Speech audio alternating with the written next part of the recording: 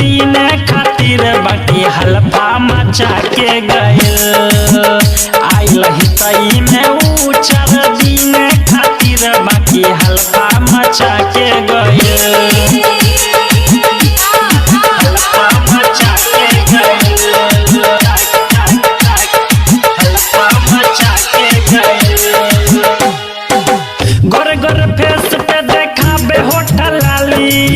देखे में कच्ची माला बुझाली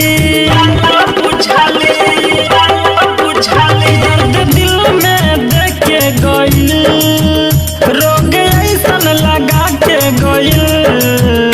आइल हितई में ऊ 4 दिन खातिर बाकी हल्फा मचा के गइल। आइल हितई में ऊ 4 दिन खातिर बाकी हल्फा मचा के